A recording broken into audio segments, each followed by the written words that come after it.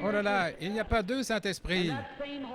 Le même Saint-Esprit qui a conduit Siméon ce soir-là ou ce matin-là vers le Christ vous a conduit ici ce soir. Parce que vous croyez la promesse du Saint-Esprit. Et il a la même obligation envers vous qu'envers Siméon. La même, parce qu'il est Dieu et qu'il doit tenir sa parole. Alors je peux voir, Siméon, il désirait ardemment voir le Christ. Il croyait ce que la parole de Dieu lui disait, peu importe ce que disaient les critiques, il croyait la parole de Dieu. Il y avait un désir profond dans son cœur de voir le Christ et il croyait qu'il le verrait. Comme David disait, quand la profondeur appelle la profondeur. Beaucoup parmi vous croient en la guérison divine. Y croyez-vous? Vous croyez dans la guérison divine? La raison même qui vous fait croire à la guérison divine prouve qu'il y a une guérison divine. Quand nous sommes arrivés en Amérique, nous avons découvert l'Indien d'Amérique. Il adorait quelque chose, le soleil, la lune et la nature, parce qu'en lui-même, il est un être humain et il sait qu'il y a un créateur, donc il y a quelque chose dans son cœur qui fait appel à l'adoration. C'est ainsi avec chaque mortel. Vous pouvez adorer votre auto, votre travail, votre maison ou autre chose. Vous allez adorer quelque chose. Ainsi, s'il y a une idole, enlevez-la et laissez Jésus-Christ avoir la première place. Laissez-le être le premier. Alors, à la fin, la profondeur, comme David disait, quand la profondeur appelle la profondeur, au bruit de tes cataractes. Maintenant, la profondeur appelant la profondeur, par exemple, s'il y a une profondeur qui appelle, il doit y avoir une profondeur pour répondre à cet appel. Peut-être vais-je me rendre clair, comme ceci. Je suis un grand amoureux de la nature, et en allant dans les bois, j'observe le coucher du soleil, j'entends les animaux, les cris du monde sauvage. Ma mère est à demi indienne. Ainsi, il y a quelque chose à ce sujet dans mon sang qui fait que j'aime la nature. Et quand j'entends la profondeur de la nature, cet appel, il y a quelque chose qui embrase mon âme, je ne peux pas l'empêcher. Dernièrement, j'étais dans le Colorado et je me tenais sur une montagne et j'observais une mère aigle, comment elle transportait ses petits hors du nid sur ses ailes et les posait sur un gras pâturage. Et ensuite, elle est retournée là au sommet, le rocher le plus élevé qu'elle pouvait atteindre, et elle s'est posée là. Et elle a commencé à observer. Eh bien, je regardais avec mes jumelles, mon cheval était attaché à un arbre et j'observais. Et j'ai dit, Seigneur, j'aime ça. Et il me semblait, si jamais vous avez été près d'un nid d'aigle, ils le font avec des bouts de bois pointus et autre chose, ces aigles qui doivent marcher sur ses branches et ses épines. Ils ne connaissent rien d'autre. Mais un jour, leur mère a étendu ses ailes, ils ont grimpé dessus et elle s'est envolée. Et je regardais ces petits qui étaient en train d'avoir un réveil de Pentecôte. Ils couraient ici et là sur cette herbe douce, picotant ici, gazouillant, sautant l'un par-dessus l'autre, aussi libre qu'il était possible. Je pensais, c'est exact. C'est comme un homme dans le vieux nid du monde qui ne connaît rien d'autre que ce que le diable peut lui donner. Mais un jour, Dieu le prend et l'assied à l'ombre d'un vert pâturage. Oh, comme il est heureux, il est libre. Il n'y a plus ni mal ni rien. Je pensais, mais pourquoi ces petits gars ne sont pas effrayés? Je me demande s'ils savent qu'il y a des coyotes là qui pourraient les attraper. Mais de temps à autre, ils regardaient vers le haut. Et ils voyaient là leur vieille maman qui les surveillait. Je pensais, que Dieu soit loué. C'est exact. Il m'a sorti du nid du monde. Et il a grimpé les remparts de la gloire. Il s'est assis sur la hauteur, surveillant son héritage, pour s'assurer qu'aucun mal ne lui arrivait. Je pensais que si un coyote venait à se diriger vers l'un de ces petits aigles, elle le grifferait à mort. Et je pensais, c'est vrai. Si Satan venait à poursuivre un croyant, il se retrouverait en face de Jésus-Christ. Après un moment, elle a tourné Sa belle tête majestueuse, en observant, elle était perchée sur le plus haut rocher qu'elle pouvait trouver, afin de tout voir. Ses yeux perçants d'aigle observaient.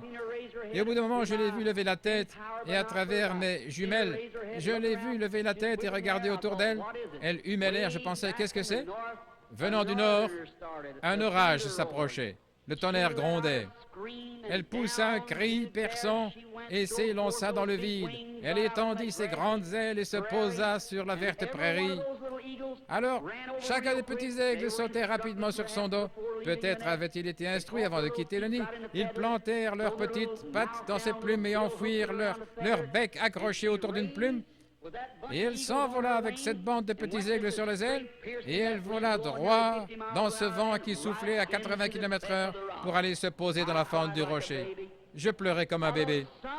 Je pensais, un jour glorieux, lorsque ce réveil sera terminé, il viendra de la gloire, il étendra ses grandes ailes puissantes, et les petits aigles s'accrocheront avec leur bec dans ses plumes, et ils s'envoleront dans la gloire avec lui. La profondeur, qui appelle la profondeur. Si la profondeur appelle, il y a une profondeur pour répondre. Autrement dit, avant qu'il y ait un arbre sur la terre, il devait d'abord y avoir une terre pour qu'il puisse pousser. Dieu n'a pas créé la terre pour l'arbre pour la terre, mais la terre pour l'arbre. Il a créé la terre et puis il a commandé de produire l'arbre. Et la terre a appelé jusqu'à ce que l'arbre pousse. Avant qu'il y ait une nageoire sur le dos d'un poisson, il n'y avait pas d'eau pour qu'il puisse y nager. La raison pour laquelle il a une nageoire, c'est parce qu'il y a de l'eau pour qu'il puisse y nager. Tout ce que nous avons est pour un but, pour une raison. Ici, il n'y a pas longtemps, je lisais qu'un petit garçon mangeait la gomme des crayons. Il mangeait tout le caoutchouc qu'il pouvait trouver. Il a même mangé la pédale d'une bicyclette. On ignorait ce qui n'allait pas avec ce petit enfant. Alors on l'a emmené à l'hôpital pour un examen médical, à la clinique, et après l'avoir examiné, on a découvert que son petit corps avait besoin de soufre. Et il y a du soufre dans le caoutchouc, et il mangeait le caoutchouc pour avoir du soufre. Alors voilà, saisissez. S'il y avait quelque chose en lui qui réclamait du soufre, il devait y avoir du soufre quelque part pour répondre avant qu'il puisse le réclamer. Voyez-vous ce que je veux dire? Et quand la profondeur appelle la profondeur, avant qu'il puisse y avoir un appel de la profondeur, il doit y avoir une profondeur pour répondre. Alors aussi sûr, peut-être vous étiez des pécheurs il y a quelques années, peut-être que vous étiez dans une église formaliste qui ne croyait pas au baptême du Saint-Esprit, mais vous avez entendu le message. Il y avait quelque chose en vous qui réclamait plus de Dieu. Vous avez peut-être vécu dans un état justifié devant Dieu, mais vous vouliez le baptême de l'Esprit et vous en aviez faim. La raison même pour laquelle il y a un Saint-Esprit, c'est parce que vous avez faim. Vous ne l'auriez jamais désiré s'il n'y avait pas en vous quelque chose qui le réclamait. Voyez-vous ce que je veux dire? Alors la raison pour laquelle vous êtes ici ce soir, c'est parce que vous croyez en la guérison divine. Et si ce n'était même pas parlé dans la Bible et que vous croyez en la guérison divine, il doit y avoir une fontaine ouverte quelque part où vous n'en auriez jamais eu le désir. Si vous avez le désir d'être guéri par Dieu, il y a un Dieu pour vous guérir, c'est vrai. Parce que la profondeur appelle la profondeur. C'était comme ça avec Siméon. Il savait qu'un Christ devait venir et il savait que Dieu lui avait promis qu'il le verrait avant de mourir. Remarquez, comme Siméon fut conduit, n'est-ce pas étrange? Au moment où Jésus entra en scène, Siméon fut conduit par le Saint-Esprit directement à Christ, par le Saint-Esprit qui lui avait donné la promesse. Et le Saint-Esprit qui donne la promesse de la guérison divine vous a conduit ici ce soir directement vers la fontaine qui est ouverte ce soir pour quiconque le désire, maintenant même. C'est le même Saint-Esprit qui vous conduit et qui conduit les fils de Dieu qui croient à la promesse de Dieu. Voyez-vous ce que je veux dire? Chacun d'entre vous, fils et filles de Dieu, vous êtes conduits ici parce que vous croyez la promesse de Dieu. Oh, quand j'y pense! Alors, je pense à cette femme qui se tenait dans un coin, cette vieille femme, C'était Anne. Elle était une prophétesse qui attendait la venue du Seigneur. Dieu était dans l'obligation de lui montrer le Christ. Alors le Saint-Esprit s'est déplacé sur Anne et je peux voir cette vieille prophétesse aveugle marchant là dans le bâtiment, aveugle, mais conduite par le Saint-Esprit, se frayant un passage à travers les gens, passant près de cette rangée de femmes, puis s'arrêtant exactement devant la fontaine, car elle était conduite par le Saint-Esprit. Oui, il est ici ce soir. Il est ressuscité des morts. Il vous a donné la promesse. Le Saint-Esprit vous a réunis. Si vous n'étiez pas ici ce soir, si le Saint-Esprit ne vous avait pas conduit ici, vous seriez quelque part dans le monde. Mais vous êtes ici, dans cette salle étouffante, parce que vous vous attendez à voir Jésus-Christ entrer en scène et confirmer sa parole. L'expectative. Si vous venez ici seulement pour trouver quelque chose à critiquer, le diable vous montrera certainement beaucoup de choses à critiquer. Il le fera. Vous recevez ce que vous attendez. Certains disent, eh bien, si je ne reçois pas dans la ligne de prière, si je ne vois pas quelque chose comme ça, alors je croirai. Vous obtiendrez ce que vous attendez. Je m'attends ce soir à voir le Saint-Esprit venir et se manifester lui-même en puissance, déversant sa gloire dans le bâtiment, beaucoup recevant le baptême du Saint-Esprit, les pécheurs pleurant, pensant au calvaire, les malades guéris, toutes sortes de signes et de miracles, parce que Jésus-Christ l'a promis. Et je crois sa promesse. Prions. Père céleste, comme ta parole est la vérité, confirme ta parole avec des signes et des miracles de Jésus ressuscité. Nous savons que lorsqu'il était sur la terre, il ne prétendait pas être une personne importante. Il affirmait simplement que tu lui montrais par des visions ce qu'il devait faire. Il connaissait les pensées des gens et leur situation. Il savait qu'une femme qui avait une perte de sang avait touché son vêtement. Elle était là, debout, et elle avait vu qu'elle ne pouvait pas se cacher parce que Jésus la regardait. Il savait. Il a dit, « Ta foi t'a sauvé. » Père, nous savons qu'il est ici ce soir parce qu'il l'a promis. Et notre confiance est ancrée en lui. Dans sa parole, nous sommes sûrs de l'avoir vu dans la manifestation de sa glorieuse résurrection ici sur la terre, agissant parmi son peuple dans son Église. Et Seigneur, laisse-nous être aujourd'hui ceux qui transmettent la lumière de cet âge.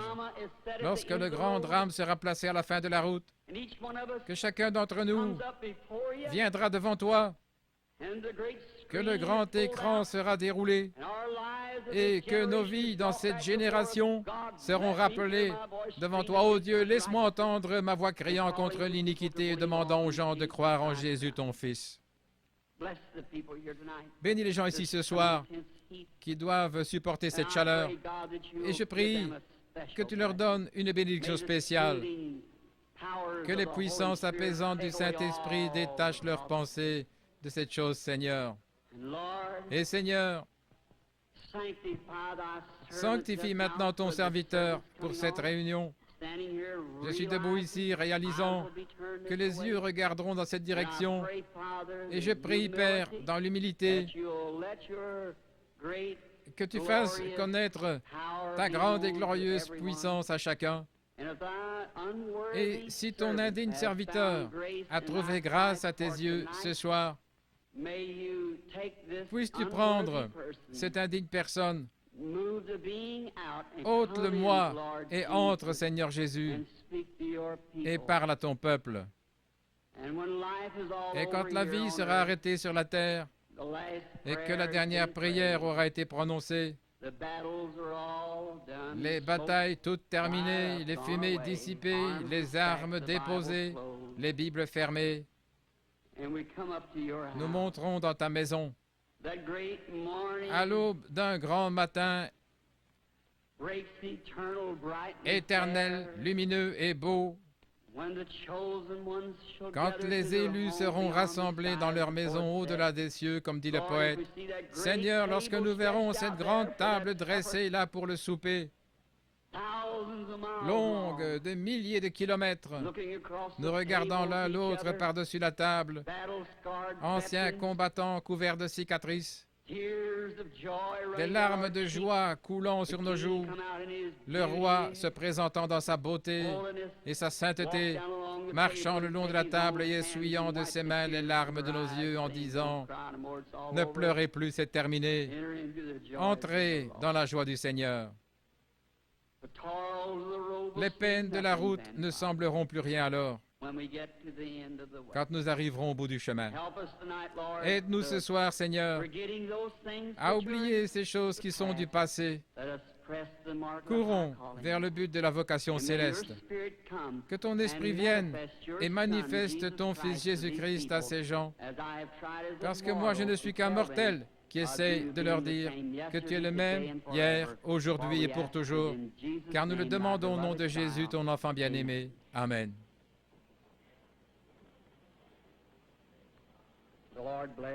Que Dieu vous bénisse. Et ce soir, juste avant le service de guérison,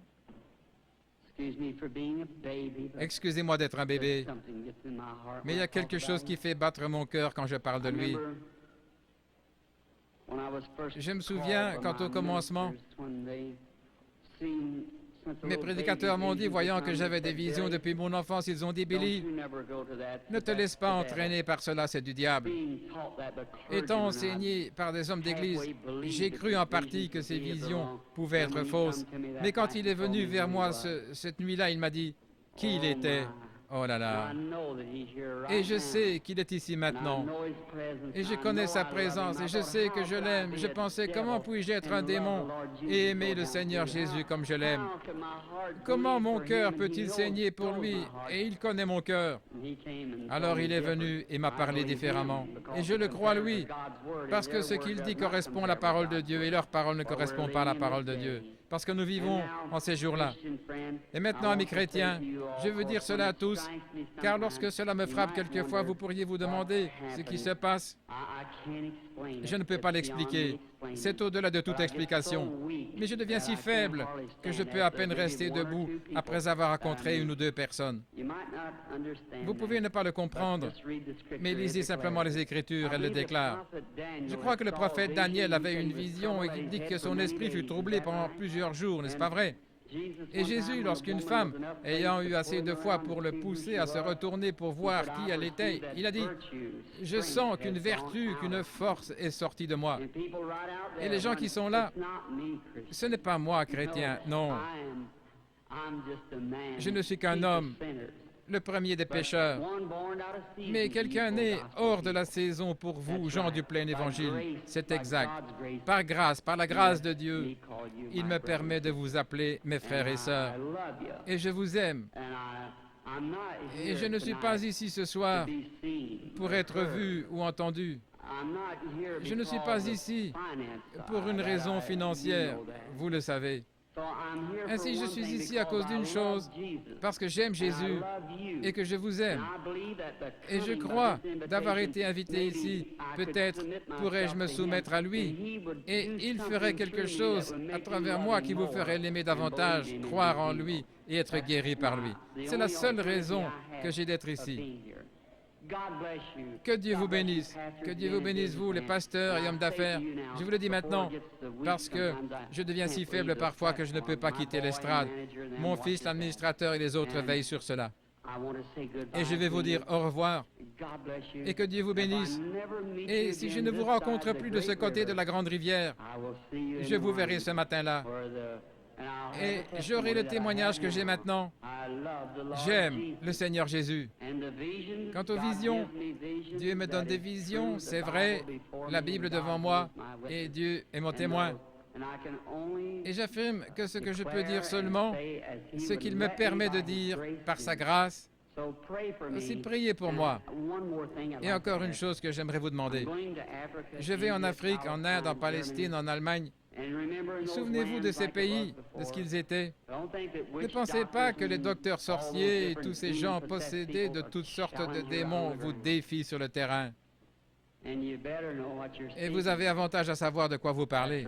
C'est juste. Et quand les vents souffleront chauds et violents, et qu'il y aura de la persécution, alors je me souviendrai qu'à Washington, D.C., quelqu'un prie pour moi. Me le promettez-vous? Si vous le voulez, levez la main. Merci. Que Dieu vous bénisse. Merci beaucoup. Maintenant, je crois qu'hier soir, ils ont donné 100 cartes de prière hier soir.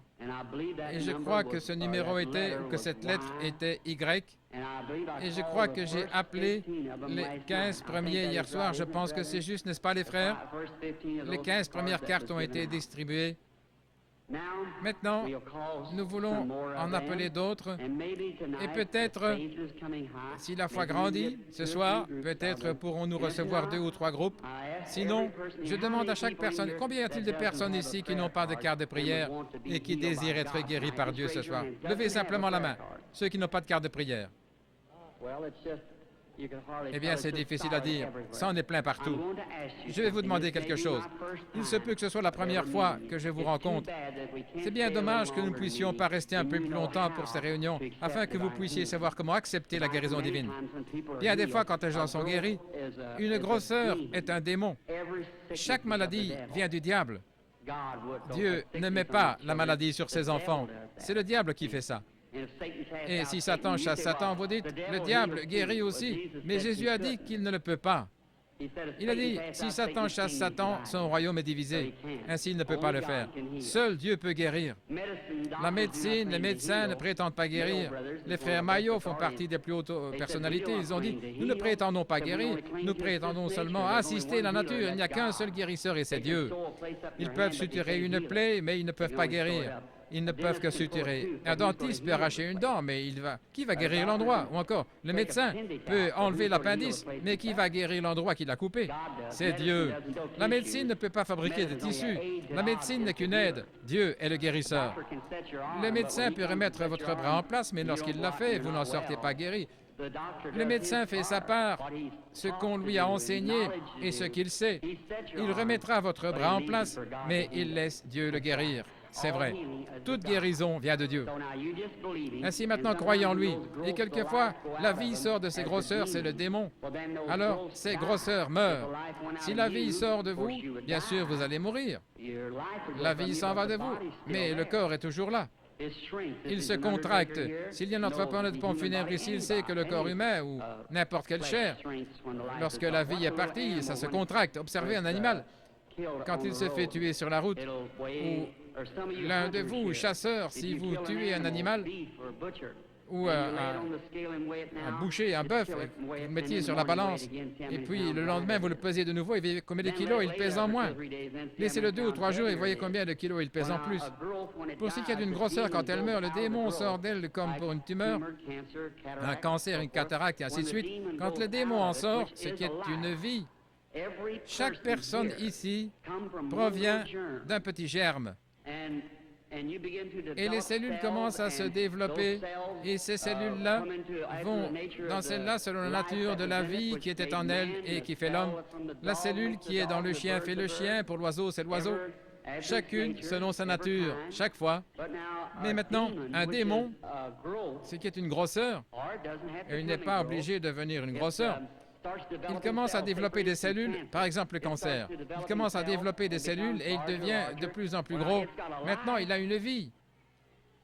Et cela est en train de vivre tout comme vous qui avez vécu et vous êtes développé dans le ventre de votre mère, la même chose, vous vous êtes développé.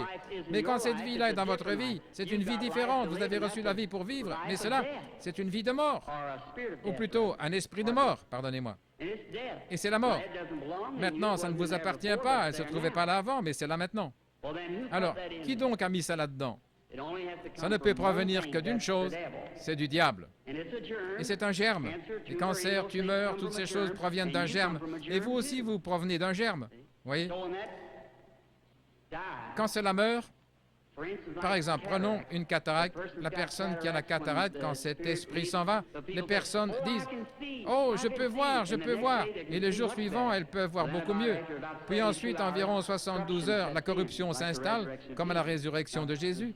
Maintenant, ces cellules-là ne sont pas corrompues. Il ressuscita, bien sûr, avant 3 jours et 3 nuits. Vous voyez, il est mort le vendredi après-midi, il est ressuscité le dimanche matin. Parce que David a dit « Je ne laisserai pas son âme au séjour d'amour, ni permettrai à mon bien-aimé de voir la corruption. » Et alors le patient, quand ça commence à enfler et que cette tumeur devient plus grosse, bien sûr, votre cœur doit purifier cela par la circulation sanguine. Une dame est venue vers moi hier soir, une femme d'apparence très pieuse avec un gros cancer. Elle a dit qu'elle était venue dans la ligne et que ses cheveux recouvraient tout. Et j'étais debout et je l'ai regardée et j'ai dit, sous l'esprit, qu'elle avait un cancer dans la tête. Et je lui ai dit qu'il allait partir. Et il est parti. Et elle l'a pris ici ce soir, je crois, dans un bocal d'alcool. Nous avons des milliers de cas semblables. Est-ce que cette dame est ici dans la salle? Voudriez-vous vous lever? Si cette dame se trouve quelque part là, avec ce cancer dans de l'alcool, agitez votre main ou quelque chose pour qu'on vous voie. Oui, voilà la dame là, avec ce cancer. Je l'ai vu se tenir sur l'estrade. C'est juste devenu blanc et c'est tombé juste là sur l'estrade. Oui, eh bien ça c'est un miracle. Habituellement, lorsque la grosseur est morte, la vie sort d'elle, mais la grosseur ne peut pas se détacher, elle est à l'intérieur. Et dans ce cas, bien sûr, elle va rester là pendant quelques jours et commencer à enfler, comme ici sur la chair, les cellules commencent à se développer. Puis vous devenez vraiment malade avec de la fièvre, bien sûr, c'est une infection. Et le cœur pompe le sang et purifie le corps. Et il y a un gros morceau de chair qui est détaché de votre corps. Le patient devient très malade. Alors ils disent, oh, je me suis senti si bien sur l'estrade, et cela pendant un jour ou deux, mais je crois que j'ai perdu ma guérison. Eh bien, frères, sœurs, c'est le meilleur signe du monde que vous avez votre guérison. Et alors vous commencez à devenir incrédule, et aussi sûr que votre foi lui a ôté la vie, votre incrédulité la ramènera de nouveau. Voyez? Oui, elle la ressuscitera. Souvenez-vous que Jésus a dit, lorsque le mauvais esprit a quitté un homme, il marche dans les endroits déserts, et ensuite il revient avec cet autre esprit. Est-ce vrai? Alors laissez l'homme bon de la maison, la foi, se tenir là, sans tenir compte de ce que vous éprouvez. Ce n'est pas ce que vous sentez, mais ce que vous croyez. Jésus a dit, il n'a jamais dit est-ce que tu as senti, mais plutôt est-ce que tu as cru? Que Dieu vous bénisse. Je crois qu'il y a eu 100 cartes de prière qui ont été distribuées hier soir. Nous n'avons pas eu tous. Prenons les 15 dernières ce soir pour essayer. Qui a la carte 85? Qui a la carte 85? Voulez-vous lever la main si quelqu'un ici ou quelqu'un en arrière qui a la carte 85? Très bien. 86. Qui a la carte 86? 87? Puis-je voir quelqu'un avec la carte de prière 87, s'il vous plaît? Voulez-vous vous lever? 87. Voyez, si quelqu'un ne peut pas se lever, peut-être sont-ils sur un brancard ou ils sont sourds et ils pensent « personne ne m'aide ». J'en reçois le retour de flamme dans mon bureau. Ils disent « j'étais là et vous avez seulement dit de là et de là et de là et personne ne m'a aidé ». Peut-être était-il sourd. Regardez, nous avons 85, 86, 87. Regardez sur la carte de votre voisin, il est peut-être sourd, il ne peut pas entendre. 87? Merci, sœur. 88, qui a le 88? La carte 88, est-elle dans la salle? 89? La carte de prière 89? Pouvez-vous vous lever? 89? Y a-t-il quelqu'un pour le 89? 90? 90? Crois seulement. Maintenant, chacun d'entre vous ici, si vous voulez seulement faire ce qu'il vous dit de faire, peu importe ce qu'il vous dit de faire, faites-le. Faites seulement ce qu'il vous dit. Bien, je suis votre frère, et je ne suis qu'un homme. Maintenant, s'il veut venir et prendre cette pauvre carcasse et la bénir assez pour laisser son Saint-Esprit agir au travers d'elle, alors vous verrez Jésus-Christ se déplacer dans cet auditoire. Peu importe de quelle façon il veut se confirmer ici, si vous ne croyez pas en moi, il ne peut rien faire pour vous. N'est-ce pas vrai? Peu importe s'il était là debout à mon côté, assez visible pour que vous puissiez le voir. Mais si vous ne me croyez pas, je ne pourrai rien faire pour vous. Mais mes paroles seront exactement ce qu'il a dit dans les Écritures. Et je prierai de tout mon cœur que Dieu vous aide, parce qu'il y a probablement ici des mères et des pères, entre autres, qui sont malades, affligés, nécessiteux, et je demanderai à Dieu de vous aider au mieux de ma connaissance. Très bien. Alignez-vous ici à droite. Maintenant, courbons tous la tête un instant. Père bienveillant, nous te prions au nom de ton Fils Jésus. Puisse le Saint-Esprit venir maintenant et manifester les œuvres de Jésus-Christ. Bénis ces gens partout et fais qu'ils soient tous en bonne santé. Guéris-les, donne-leur la santé et le bonheur. Et maintenant, Père, pour faire cela, tu connais la fragilité de ton serviteur. Et je ne sais que dire ou que faire. Et maintenant, j'ai fait tout ceci à ton commandement. Et je crois que tu seras ici ce soir pour bénir et aider ces gens. Et Père, si tu voulais seulement laisser le Saint-Esprit venir vers ton serviteur et nous révéler ces choses, ce que nous devrions faire et comment nous devrions les faire, alors nous serons tous heureux et pleins de joie. Et cet auditoire croira en toi d'un seul cœur et d'un même accord. Et Père, je te demande ceci en tant que ton serviteur. Ne laisse pas une seule personne faible quitter cette salle ce soir. Que chacun reparte bien et en bonne santé et réjoui. Fais-le, veux-tu, Père? Je t'en prie avec la grâce dans mon cœur et la foi dans le nom de Jésus-Christ. Amen. Maintenant, bien souvent, y a-t-il quelqu'un à ses projecteurs, qui puisse les déplacer? Quelquefois, le Saint-Esprit vient. Beaucoup d'entre vous ont vu la photo. Si jamais je reviens, je vous en apporterai quelques-unes. Comme Frère Moore le disait ce soir, il a été pris plusieurs fois. Et dans les livres, je pense que vous tous les avez. J'en avais seulement 2 caisses. J'espère que vous les appréciez vraiment. Si vous regardez à l'intérieur, vous verrez une autre photo montrant où elle s'est arrêtée. Le photographe d'un quotidien a pris celle-là à Camden, dans l'Arkansas, mais elle ne fut pas authentifiée comme celle de l'American Association. Il l'a prise et ensuite elle devient authentique. Et ainsi, et plusieurs milliers de gens. Je me trouvais dans la rivière ici il y a quelque temps, baptisant 500 personnes après un réveil. Quand elle est descendue à l'endroit précis où je me tenais, des gens se sont évanouis et partout, c'était comme un grondement et du feu qui crépitait. Je prie que Dieu se rende visible encore une fois ce soir de la même manière, ici dans la capitale, si je peux trouver la faveur de Dieu. Maintenant, vous réalisez que cela peut apparaître à certains yeux et pas à d'autres. Nous ne voulons pas penser cela, mais c'est bien le cas. Jean était l'un de ceux qui relatent avoir vu l'Esprit de Dieu au-dessus de Jésus, n'est-ce pas vrai? Il n'a jamais dit ceux qui écoutaient, et les mages ont suivi l'étoile, voyez-vous, elle est passée au-dessus des observatoires de toute la contrée venant des confins de l'Orient pendant des semaines et des mois. Et ils pouvaient établir le temps par les étoiles, ils les surveillaient toute la nuit, ils suivaient le temps, mais personne ne l'a jamais vu. Toutefois, les mages l'ont vu parce qu'ils l'attendaient. Si vous recherchez Christ ce soir, vous le verrez.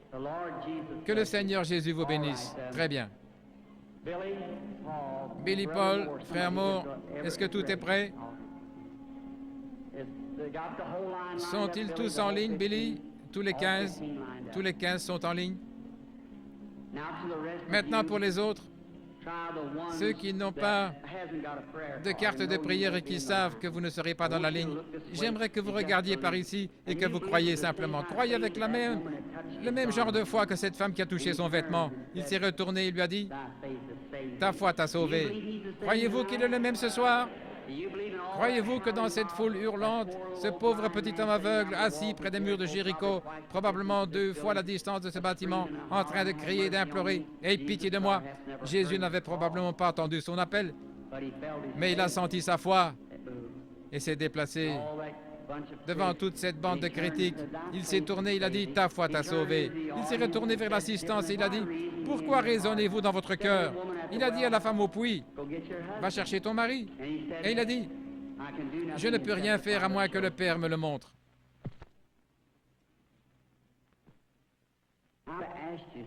Je vais vous demander une chose. Si ce que j'ai dit est la vérité, si c'est la vérité, alors Dieu est obligé envers sa parole. Pas envers moi, mais sa parole, n'est-ce pas vrai? Il est obligé envers sa parole. Et alors il le fera arriver exactement de la manière qu'il a dit vouloir le faire. Et s'il le fait, voudriez-vous tous recevoir Jésus-Christ si vous ne l'avez pas encore fait? Et vous qui êtes ici, qui pouvez voir sa miséricorde envers les autres pour guérir, il aura pitié de vous si vous voulez seulement avoir la foi et croire. Priez seulement et dites, Seigneur, je suis un croyant, je désire que tu me guérisses ce soir. Et Dieu le fera. Nous venons de quitter l'Afrique récemment, où je dois retourner dans quelques semaines, en Afrique, en Inde, en Palestine, en Allemagne, pour le ministère. Et à Durban, en Afrique du Sud, après que 3 ou 4 personnes soient passées par la ligne de prière et qu'ils ont vu la puissance du Saint-Esprit toucher les gens, voyant ce que Dieu faisait, 30 000 ont accepté Jésus comme sauveur personnel après un seul appel à l'autel. 30 000 d'une fois. Ainsi, je vais prendre la parole de Dieu pour règle et nous irons dans le monde entier prêcher l'Évangile. L'Évangile ne vient pas seulement par des paroles, mais par la puissance et la démonstration du Saint-Esprit. Ainsi, l'Évangile, c'est démontrer la puissance du Saint-Esprit. Dans des pays où je suis allé, ils disent, nous ne voulons pas de missionnaires. Nous en savons plus que vous à ce sujet. Mais la chose que nous voulons voir, c'est quelqu'un qui a assez de foi pour rendre manifeste la parole de Dieu. C'est ce qu'ils veulent voir. Et c'est comme cela qu'ils se convertissent. C'est comme cela qu'ils trouvent Christ. C'est parce qu'ils croient de cette manière-là. Et je fais confiance à Dieu de tout mon cœur qu'il y en aura beaucoup, beaucoup ici ce soir qui trouveront Christ le même pour leur cœur. Que le Seigneur Jésus de Nazareth bénisse chacun de vous, c'est ma prière. OK? Ce n'est jamais l'homme qui cherche Dieu, mais c'est Dieu qui cherche l'homme. Jamais aucun homme n'a cherché Dieu dans le monde entier. C'est Dieu qui cherche l'homme. Quand au début l'homme a chuté dans le jardin d'Éden, cela a montré les tendances de l'homme. L'homme s'est caché, c'est Dieu qui a cherché l'homme. Jésus a dit, aucun homme ne peut venir à moins que mon Père ne l'attire. Il doit être attiré par le Père premièrement. Et j'aimerais vous expliquer quelque chose. Le fait d'avoir une vision. Combien de personnes ici ont-elles jamais eu un songe? Je pense que les 2 tiers, vous avez eu des... Il est vrai que beaucoup de gens ne rêvent pas. C'est votre subconscient. Ici se trouve votre première conscience et là se trouve votre subconscient. C'est sur votre subconscient que j'essaie d'agir par le Saint-Esprit. Quant à cette première conscience, je pourrais demander à cet homme, à n'importe qui ici, « Croyez-vous cela? Oh oui, monsieur, vous le croyez ici? Mais qu'en est-il de cet homme là-bas? » C'est lui qui fait marcher le bateau, ce n'est pas l'homme au poste de pilotage, c'est l'homme là, à la salle des machines. Quelquefois, quand vous vous endormez, vous pénétrez dans ce subconscient et vous rêvez. Et vous rêvez de choses que vous avez faites quand vous étiez ici. Puis, quand vous vous réveillez, vous vous souvenez des choses que vous avez rêvées. Vous qui rêvez, les rêves que vous avez faits il y a plusieurs années, vous vous en souvenez encore. Eh bien, il y avait une partie de vous, quelque part, n'est-ce pas? Sans cela, vous ne vous en souviendriez pas. Quelque chose que vous avez rêvé il y a plusieurs années. Quand l'homme dort profondément, son subconscient est bien loin, il ne pourrait jamais l'atteindre. Mais pour un voyant, son subconscient n'est pas loin. Il n'est pas ici non plus. Il est juste ici. Il ne s'endort pas. Il a les yeux ouverts et il voit simplement. Dieu donne à cet homme un lieu où il peut dormir profondément et ne pas rêver. Dieu a donné à l'homme la manière de rêver. Si je disais, fais un rêve, vous ne pourriez pas le faire. Alors, Dieu place dans l'Église certains, des apôtres, des prophètes, des dons de guérison, n'est-ce pas vrai? Ils sont tous pour le perfectionnement de l'Église. Paul a dit, s'il entre et que tous vous parliez en langue et qu'un incrédule entre, ne dira-t-il pas que vous êtes tous fous? Mais si quelqu'un prophétise et révèle les secrets du cœur, Ne tomberont-ils pas sur leur face disant vraiment Dieu est avec vous? N'est-ce pas vrai? Est-ce que c'est l'Évangile? Eh bien, n'était-ce pas Jésus-Christ hier? Ne l'est-il pas aujourd'hui? Vous pouvez croire en lui en parlant en langue. Vous pouvez croire en lui par le Saint-Esprit. Mais moi, je crois en lui dans la pleine mesure qu'il est le même Seigneur Jésus. Il n'est pas mort. Il est ressuscité des morts. Et il est ici ce soir. Ici, sur l'estrade, maintenant. Et puisse-t-il nous venir en aide et nous bénir. Je n'ai jamais été ici auparavant, que je sache, et il n'y a pas une âme vivante que je vois devant moi, que je connaisse. Très peu ici sur l'estrade. Frère Bosé, je me souviens de lui. J'ai vu le monsieur là près de lui, je ne me souviens pas de son nom. Il y a là frère Lindsay. Je connais peut-être 2 ou 3 prédicateurs ici dans cette salle. Mais Dieu vous connaît tous, n'est-ce pas vrai? Il vous connaît tous. Maintenant, voici cette dame debout ici. Dieu dans le ciel, Dieu sait que je ne l'ai jamais vue de ma vie. Sommes-nous étrangers l'un à l'autre, madame? Nous sommes parfaitement inconnus. Mais Dieu la connaît. Si Jésus est le même hier, aujourd'hui, éternellement, changeons le tableau maintenant et voyons ce qu'il était hier lorsqu'il cherchait à découvrir quelque chose concernant une femme. Il a dit « Apporte-moi à boire ». Elle a dit « Eh bien, ce n'est pas l'habitude que ça se passe entre les Juifs et le reste des Samaritains. » Mais Jésus lui parla quelques instants. Il trouvait exactement quel était son problème, n'est-ce pas vrai? Si Jésus est ressuscité des morts et qu'il habite en nous ce soir, encore un peu de temps, et le monde ne me verra plus, cependant vous me verrez, parce que c'est un pronom personnel, je serai avec vous et même en vous jusqu'à la fin du monde. C'est la vérité de l'Évangile. Vous ne pouvez pas l'avoir lu ou pensé ainsi, mais c'est ainsi que c'est écrit dans la Bible. Votre théologie peut avoir dévié quelque part, mais c'est de cette manière que c'est écrit dans la Bible. Je serai avec vous et même en vous jusqu'à la fin du monde. Maintenant, vous savez que j'attends quelque chose, c'est vrai. C'est l'ange du Seigneur. C'est la vérité. Je suis totalement impuissant comme chacun de vous. Je suis ici. Et peut-être qu'il y a des critiques ici. Combien ont déjà vu sa photo dans mes réunions? Vous avez vu l'endroit où l'homme de science a pris sa photo, cette grande lumière. Vous pouvez la voir. Oui, beaucoup d'entre vous. Des milliers de copies de celle-ci ont été vendues. Les studios Douglas à Houston, au Texas, la possède George J. Lacey, l'un des meilleurs qui soit dans la recherche en Amérique, l'a prise et a examiné pour voir s'il n'y avait pas une double exposition ou quelque chose d'autre. Mais c'est Jésus-Christ confirmant qu'il est le même hier, aujourd'hui et éternellement. Maintenant, bien sûr, je l'attends. S'il va m'aider ce soir, je ne sais pas. Si j'ai dit quoi que ce soit avec quelques vantardises ou j'ai dit quelque chose d'excessif, que Dieu me pardonne. Je ne voulais pas le faire. Je ne voulais, dans l'humilité de mon cœur, simplement dépeindre Jésus-Christ qui m'écoute maintenant. Et que sa grâce soit ici avec nous ce soir.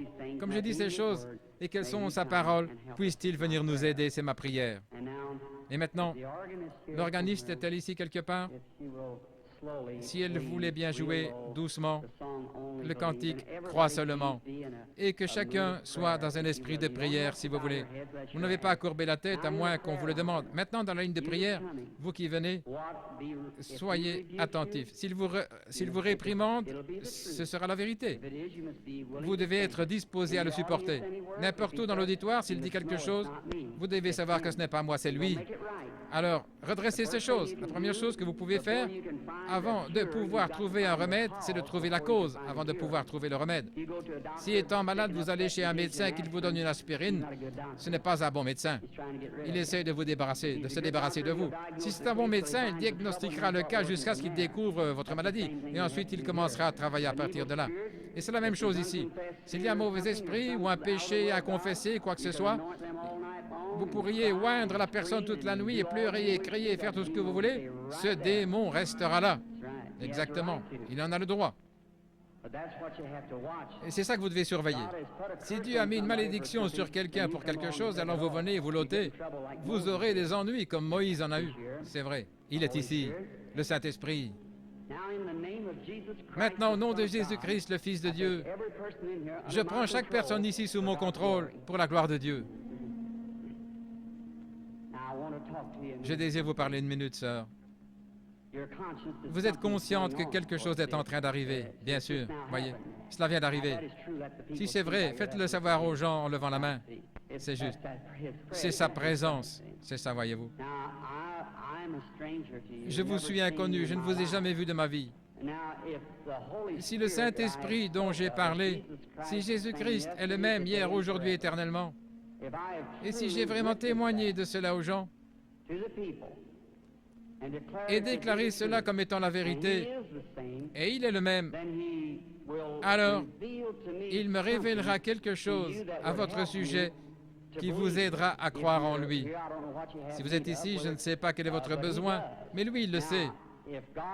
Si Dieu le permet, voudriez-vous accepter votre guérison ou ce que vous voudrez, que ce soit de l'argent ou la chose que vous êtes venu demander, ou alors pour des troubles familiaux, quoi que ce soit? Il le sait. Il peut me le faire savoir, n'est-ce pas? Et cela le rendrait pareil à ce qu'il était lorsqu'il parlait à la femme au puits. Je vous parle seulement comme il l'a fait pour contacter votre esprit. Et je vous vois en train de vous éloigner de moi. Je vois que vous avez eu un grand choc.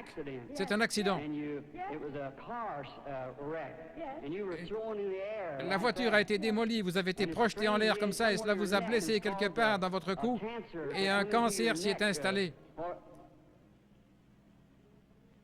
Et vous êtes un genre d'enseignante dans les Écritures.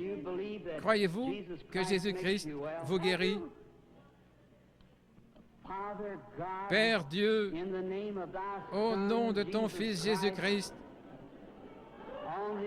par l'autorité de la parole de Dieu auprès d'une femme mourante, je demande à cette chose mauvaise de la quitter. Satan, tu es dévoilé. Ainsi, sors de cette femme, alors que l'Église du Dieu vivant te commande de la quitter au nom de Jésus-Christ. Amen. Maintenant, sœur, un instant, je veux seulement vous parler. Bien sûr, vous savez que c'est parti maintenant, ça restera ainsi. Voyez-vous, votre gorge, tout est parti. Tout est parti. Le goitre a quitté sa gorge. Que Dieu vous bénisse. Allez votre chemin maintenant et soyez reconnaissante, réjouissez-vous. Ayez simplement foi dans le Seigneur Jésus. Faites qu'il soit le centre de votre pensée maintenant même, le Seigneur Jésus. Comme vous pensez à ces choses, pendant qu'ils pensaient à ces choses, ils étaient d'un même accord. Rappelez-vous que Jésus est le même hier, aujourd'hui et éternellement. Il est le même aujourd'hui. Ayez foi. Regardez par ici l'auditoire et croyez de tout votre cœur et donnez-moi toute votre attention. Soyez en prière.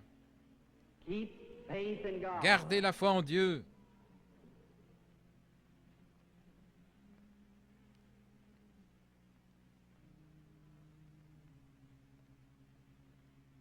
Maintenant, je crois que c'est la dame. Est-ce que c'est la patiente? Approchez-vous, sœur. Bien sûr, cela ne vous fera pas de mal. C'est seulement sa présence dont vous êtes consciente. Et, frères et sœurs, je suis votre frère. Ceci n'est pas de la psychologie. J'ai senti cela venir de l'auditoire. Ce n'est pas le cas. C'est le Dieu Tout-Puissant. Voyez? Ce n'est pas de la psychologie, non. Maintenant, ne faites pas ça. Pensez seulement que c'est le Seigneur Jésus. Voyez-vous, d'un même accord. Maintenant, sœur, je désire seulement vous parler un petit instant. Nous sommes étrangers, je suppose. Mais Jésus-Christ nous connaît tous les deux. Et c'est la première fois que nous nous rencontrons sur terre. Mais lui vous connaît. Il vous a nourri toute votre vie et il me connaît. Et si moi, votre frère, par sa grâce, par un don divin, et je n'ai rien eu à faire pour l'obtenir, dès ma plus tendre enfance, la première chose dont je peux me souvenir, c'est une vision. Maintenant, je désire que vous regardiez par ici juste un moment. Bien sûr, vous êtes malade et vous souffrez. Il y a un esprit de ténèbres autour de vous, c'est la mort. Et c'est sous la forme d'un cancer. Et ce cancer est localisé dans le sein. Et vous avez été examiné par quelqu'un de fort et vous avez une hernie. Et cette hernie se trouve dans les intestins. Et vous avez aussi un problème à l'estomac. Et vous souffrez sérieusement du cœur, ce qui vous cause des évanouissements. Il y a quelques jours, vous étiez assise de côté sur le bord de votre lit et vous vous êtes presque évanouie en regardant par la fenêtre.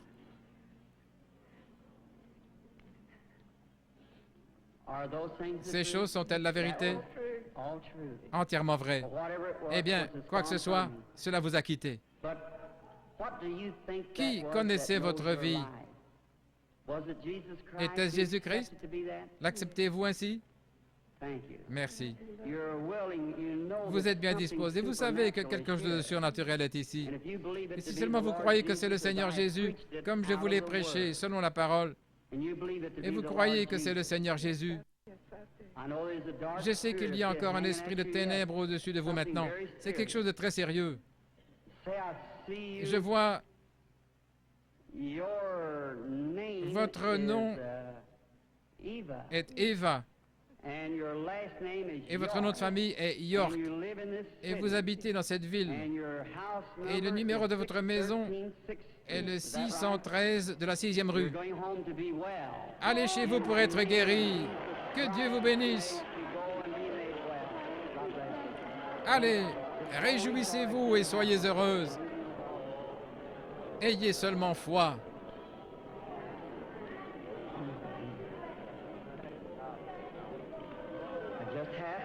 Ayez simplement la foi, ne doutez pas.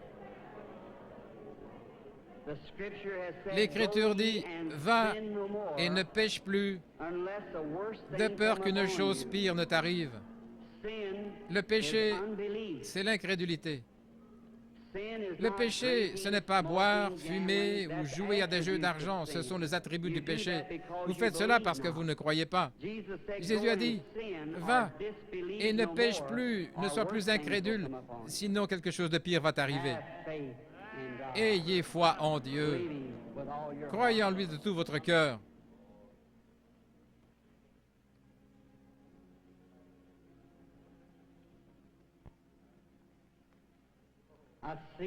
Je vois la lumière suivre cette femme maintenant. C'est elle qui vient de partir. Elle est suspendue au-dessus d'une personne de couleur. Oui, la dame là, avec cette vésicule biliaire et une hernie. Croyez-vous que le Seigneur Jésus peut vous guérir, madame? Vous qui êtes assise là, si vous croyez de tout votre cœur, vous pouvez vous lever, proclamer votre guérison et être guéri au nom du Seigneur Jésus. Que Dieu vous bénisse. Ayez foi en Dieu. Croyez-vous?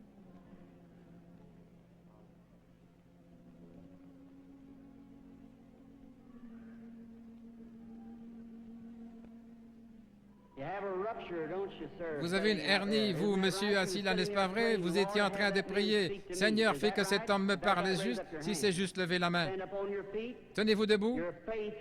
Votre foi vous a guéri, frère. Rentrez chez vous. Jésus-Christ vous guérit.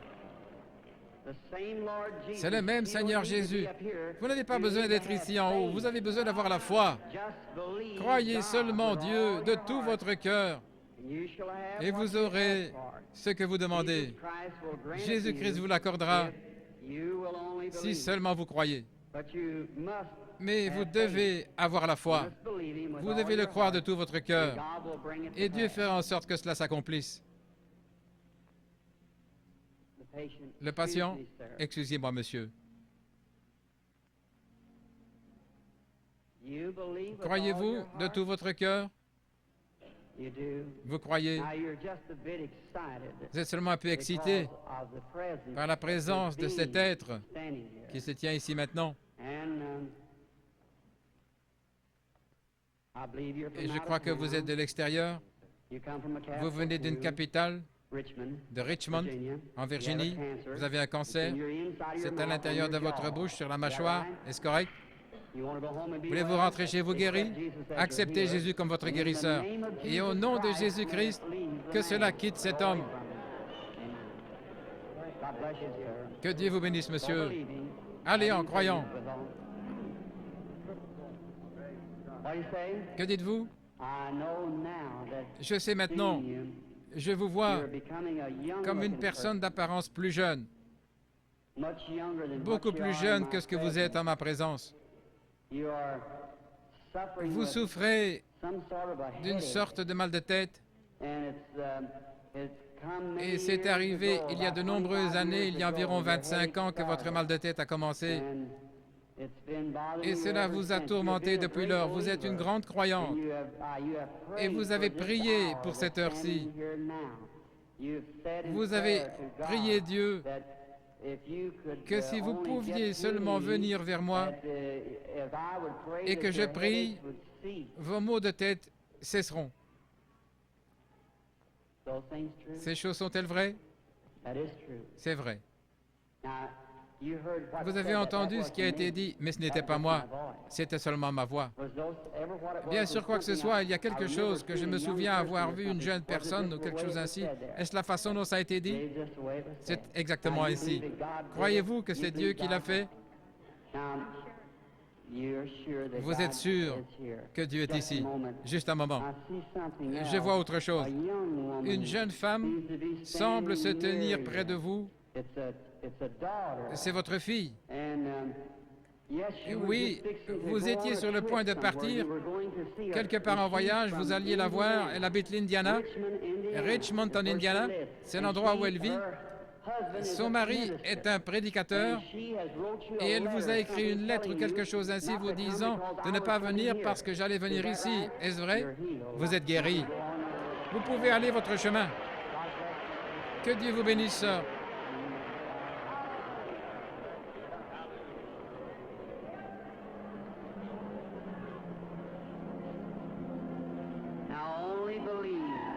Crois seulement, ayez foi en Dieu. Jésus-Christ est le même hier, aujourd'hui, éternellement. Ayez seulement la foi et croyez. Que Dieu vous bénisse, chère personne de couleur qui criait. Il est toujours prêt à vous aider lorsque vous croyez, prêt à aider les gens dans le besoin. Un instant, cette dame. Maintenant, je vois le Saint-Esprit se tenir dans le coin. Il est au-dessus d'une dame de couleur. Elle regarde dans cette direction. Elle prie. Elle a une grosseur. Et cette tumeur est dans sa gorge. Elle a levé la main. Acceptez-vous votre guérison, madame? La dame assise juste derrière vous, elle aussi, elle a une tumeur et c'est dans son épaule. Est-ce vrai, madame? Levez-vous toutes les deux dames là avec cette tumeur, les deux dames de couleur. Jésus-Christ vous guérit toutes les deux. Vous pouvez rentrer chez vous et être guéris. Votre foi vous a guéri. Que Dieu vous bénisse. Ayez foi en Dieu.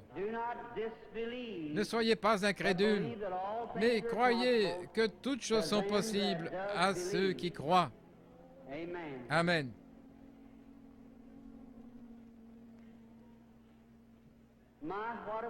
Oh, quelle banque de foi dans cette salle! Ça semble vraiment laiteux partout dans le bâtiment. Vous êtes certainement dans l'Esprit du Seigneur maintenant. Tout peut arriver.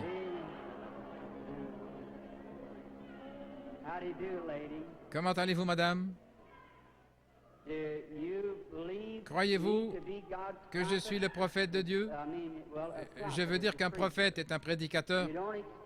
Vous ne pensez pas que je sois de l'ennemi.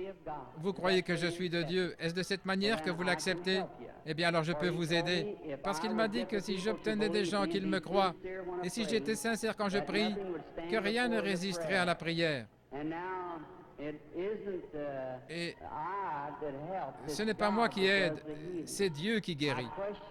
Je lui ai demandé et j'ai dit, ils ne me croiront pas. Il a dit, il y aura 2 signes qui te seront donnés, comme pour le prophète Moïse. En ceci, les gens croiront. Et l'un de ces signes était de révéler aux gens les secrets de leur cœur. Vous n'êtes pas ici pour vous-même.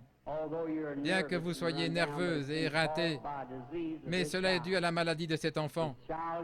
Cet enfant ici souffre. Cela a été déclaré par les médecins comme étant sans espoir. C'est la leucémie. N'est-ce pas vrai? Vous avez amené l'enfant de l'extérieur de la ville. Vous avez voyagé de l'ouest vers l'est pour venir ici. Vous venez d'un État qui a des montagnes. C'est la Pennsylvanie. Et votre ville, je crois, est Chambersburg. Est-ce vrai? Amenez-moi l'enfant. Petite sœur, si le Seigneur Jésus était ici, il poserait ses mains sur toi. La mort te quitterait et tu vivrais. Crois-tu que je suis son serviteur? Alors, à sa place, je pose mes mains sur cet enfant et la bénis. Et je demande que le démon quitte l'enfant et que la vie entre dans cet enfant et qu'elle vive et soit guérie. Sors de cet enfant, Satan, par l'autorité de la Bible de Dieu, avec un don divin donné par un ange. Je t'adjure de quitter cet enfant. Sors d'elle. Crois-tu que tu vas aller bien? Que Dieu te bénisse. Tourne-toi et fais signe à l'auditoire avec la main. Que Dieu te bénisse, petite fille qui a une grande foi. Sois guérie. Que Dieu te bénisse, ma chérie. Va et sois guérie. Mais croyez-vous son prophète, son serviteur? Croyez-vous que Dieu est proche et que son esprit est présent et que ce qui se fait maintenant est dû au Seigneur Jésus? Ce n'est pas moi, je ne suis qu'un homme.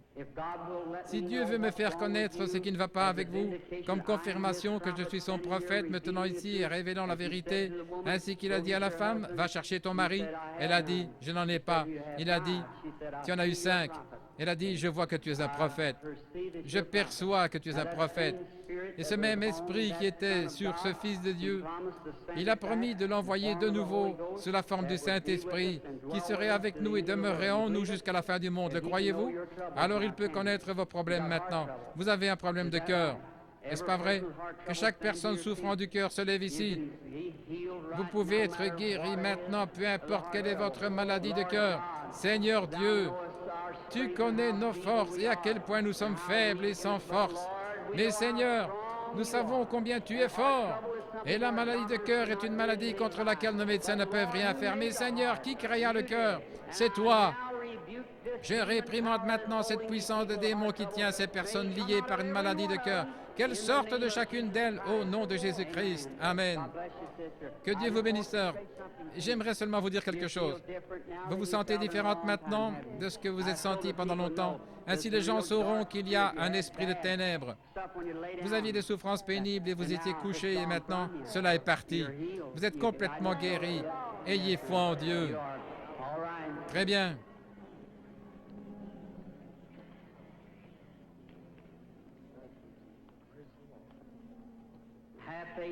Ayez foi en Dieu, croyez.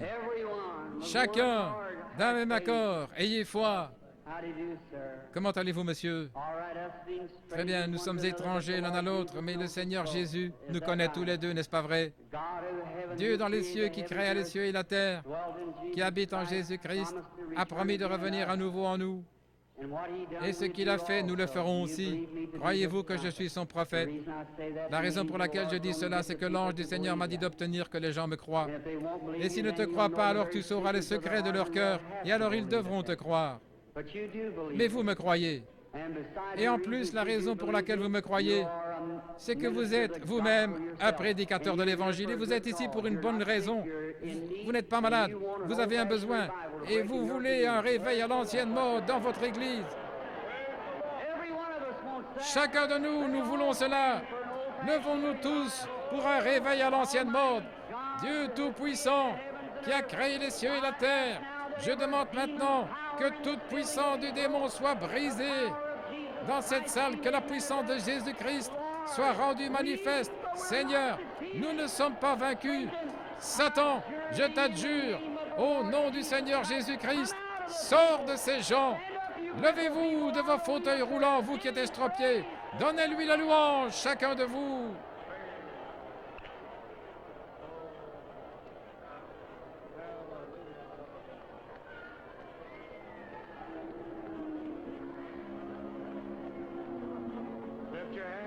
keep praising God. Whatever your needs are, receive it. Yes. Blessed be the name of the Lord.